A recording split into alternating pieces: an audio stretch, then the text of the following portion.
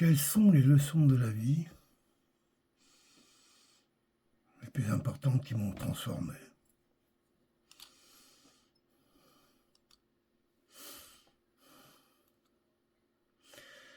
Je crois que c'est la façon de me questionner.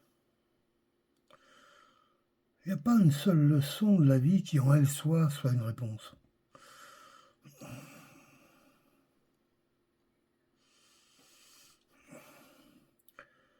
J'ai engagé un chemin sur la vie, chacun engage son chemin de vie, avec, comment je dirais, une nature, un environnement et une expérience.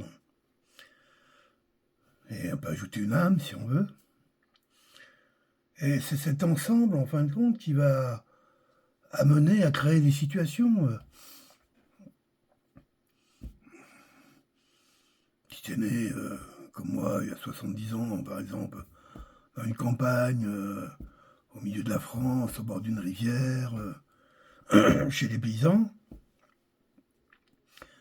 la manière dont tu t'inities, tu découvres le monde, va venir de ses qualités de vie, caractéristiques, qui est fort différente du même enfant qui serait élevé dans le nord de l'Europe, dans les houillères, dans les corons, où il y a des montagnes de charbon, des choses comme ça. Mais néanmoins, c'est quand même tous ces mêmes enfants. Être enfant, ça les appartient, peu importe le lieu d'expérience. C'est pour ça que, qu'est-ce qui m'a vraiment... quelle est la leçon de vie qui m'a le plus structuré? J'ai du mal à donner une réponse à ça. J'avais tendance à dire pendant un temps que le feu brûle et l'eau mouille. Alors comme ça, évidemment, ça fait... c'est pas dans les cordes d'un développement philosophique ou intellectuel. Pourtant, si entendre, comprendre et avoir cette réalité-là en soi, c'est une vraie guidance. C'est une vraie guidance et qui te permet de ne pas avoir à te poser des questions de lorsque tu as été mis au contact du feu, si ça brûle. Et de savoir pourquoi tu as été quitté cette brûlure. Et qu'est-ce que ça veut dire que brûler? Ainsi de suite, selon ta nature. Donc je ne pourrais pas dire qu'il y a vraiment une expérience dont j'aurais la connaissance aujourd'hui qui me dirait de là c'est passé quelque chose d'autre. Non. Par contre, ce que j'observe, c'est petit à petit, au fur et à mesure du chemin, c'est la qualité des questions, en fin de compte, qui importe le plus. Et je veux même aller plus loin que ça, les questions sans réponse.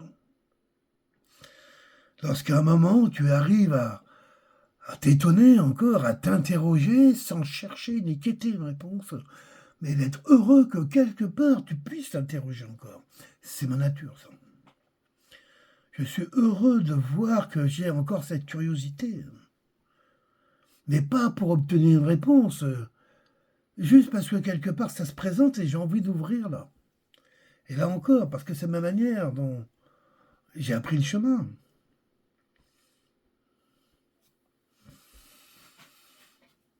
Ça m'a fait dire pendant un temps, et pas de façon ambitieuse, mais néanmoins, que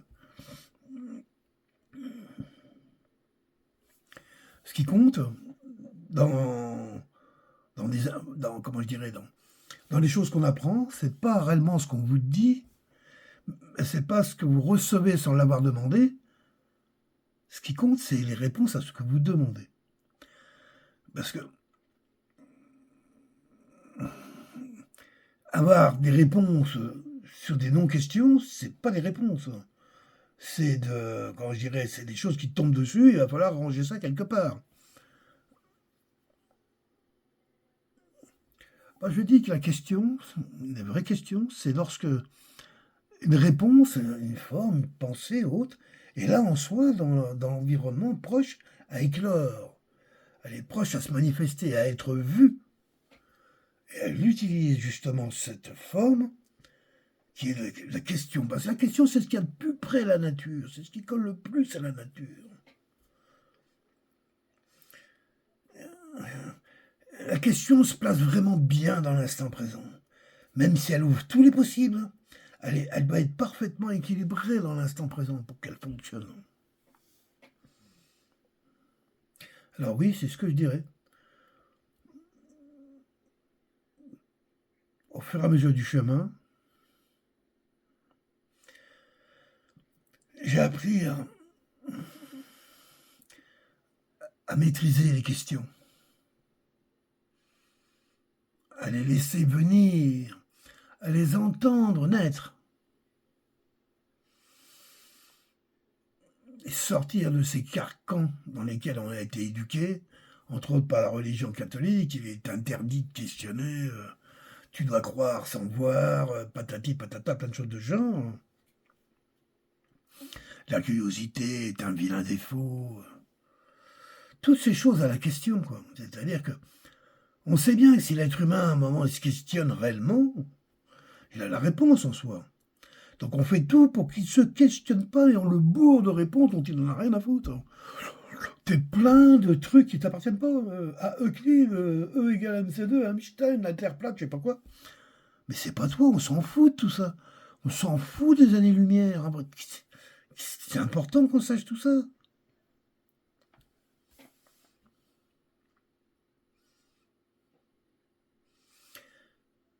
Puisque je fais ce message, je vais le communiquer. J'espère que...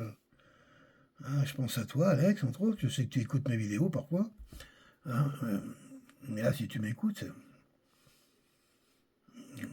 prête attention à la manière dont les questions viennent en toi. Parce que c'est là ton pouvoir, c'est là le vrai pouvoir. Les réponses, on s'en fout. Tout. Les réponses, c'est ta nature, c'est ton environnement, c'est ta réalité. Les questions, elles naissent dans le noir. Sans lumière. Rien. Quelque chose qui se passe. Après, chacun peut traduire ça où il le veut. Hein, des chaos cosmiques, des frères d'âme, même armes, pourquoi pas. Le destin.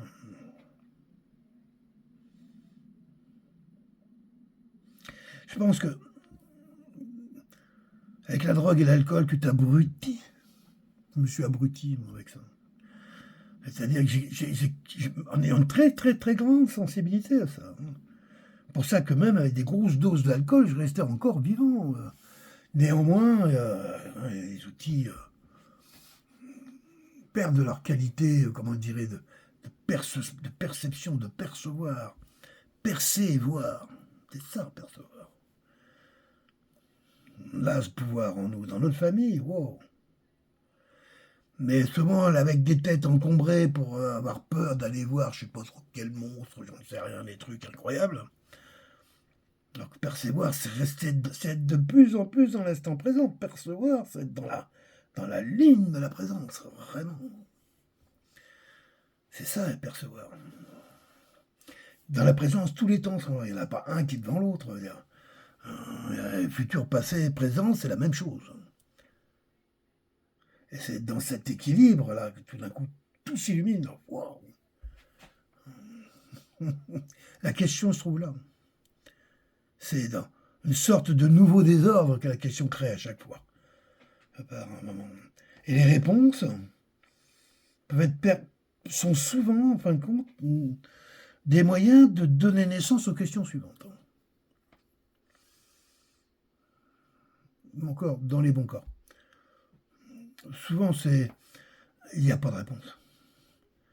Combien on en a eu des questions dans notre vie où on les a rangées, on les a mis de côté parce que, en tout cas, la forme par laquelle on aurait pu avoir une réponse de type oral ne correspondant pas. La vie s'exprime heureusement d'autres façons. Combien de fois on a vu des événements, tout d'un coup, je sais pas moi, on a parlé des oiseaux qui montent haut dans le ciel et je sais pas moi, un gros papillon qui vient se poser sur ta fenêtre et tu reçois un coup de téléphone de quelqu'un que t'as pas entendu depuis 10 ans. Enfin, après, chacun peut raconter des tas pas des tas, beaucoup d'histoires, ce genre, parce qu'on est fait ainsi. C'est les histoires les plus essentielles de notre vie, ça. Papillon qui s'est posé sur la fenêtre. Hein. Ouais. Le chien qui a arrêté d'aboyer.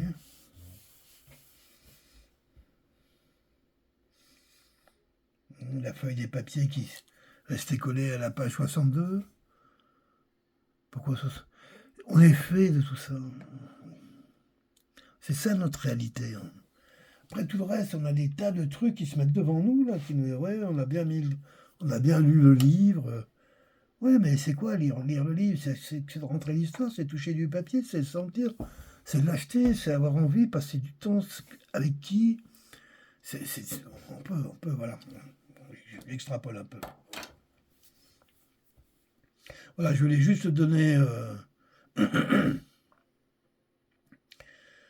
cette pensée par rapport à ces questions qui avaient été posées, donc qui n'ont pas été posées spécialement à d'autres personnes, hein, quelle était en fin de compte l'expérience de la vie qui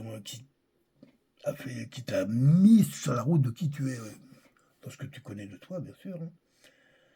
Moi, je dirais, je n'en connais pas dans cela, mais par contre, dans la manière d'arrêter de poser des questions qui veulent rien dire. Arrêter de poser des questions qui ont déjà été posées, mais dont on n'entend pas la réponse. Hein,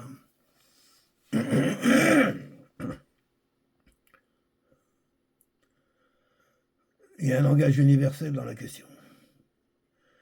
C'est quoi de toi à toi?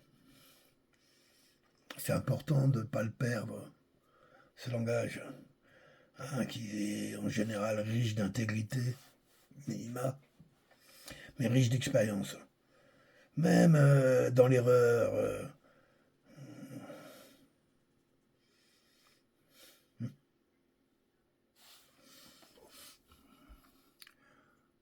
Goûtez vos questions. Goûtez comment vos questions viennent à vous.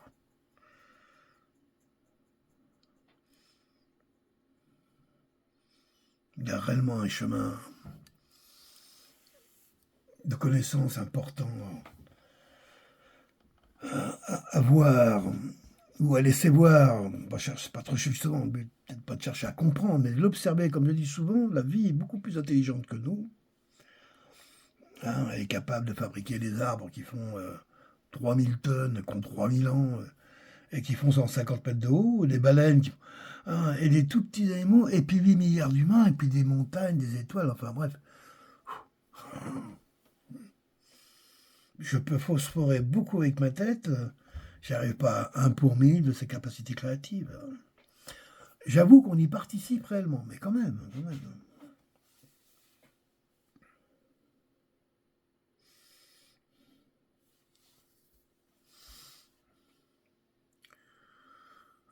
Je perdu un peu le fil là, parce que je me suis un petit peu pas égaré. Je parlais de terre-mer, donc je vois pas en quoi je pourrais m'égarer à ce niveau-là, mais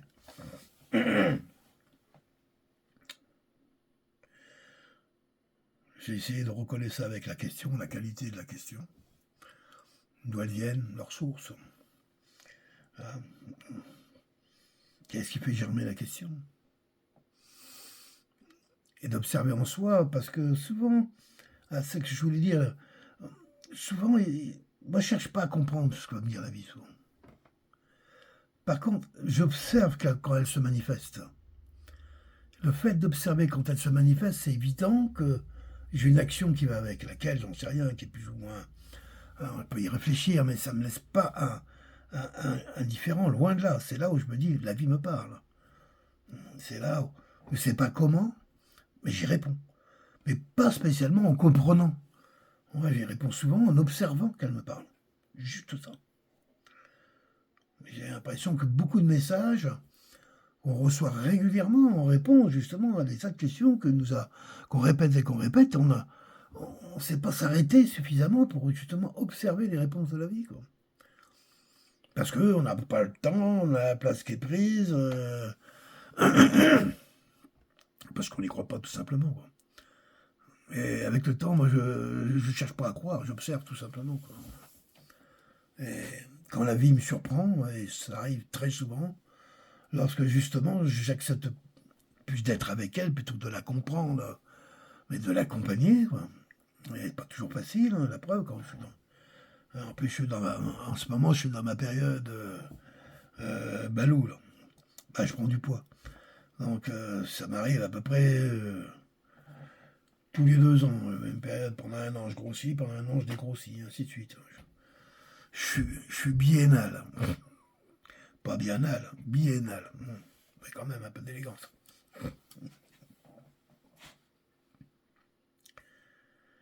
Le sens de la question, oui.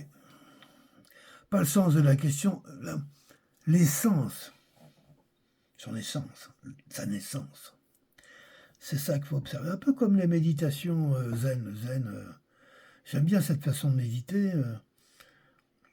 Tu calmes ton esprit, tu essaies de faire ton silence et après tu observes juste comment réapparaissent les bruits. À partir de quand, etc. Tu recalmes. Et petit à petit, le chemin, bien sûr, par l'expérience, tu l'allonges et tu découvres des parties de toi-même, justement, c'est ça qui est le plus intéressant. Euh, J'aime cette façon, en fin de compte, de méditer. Hein. C'est-à-dire de rendre. C'est pas la recherche du silence, c'est la recherche de ce que le silence a creusé, quoi. Voilà. C'est d'accompagner ça plutôt que de la rechercher, c'est de l'accompagner, mais c'est là, de toute façon.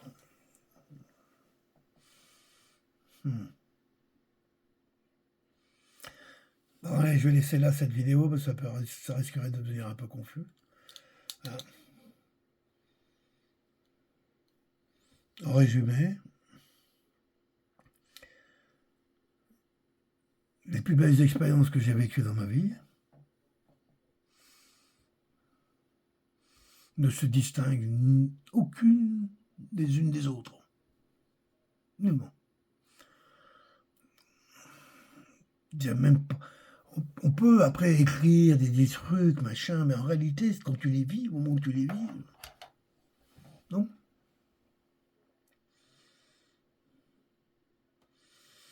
Par contre, c'est ce qu'elles ont laissé comme sillon, comme trace.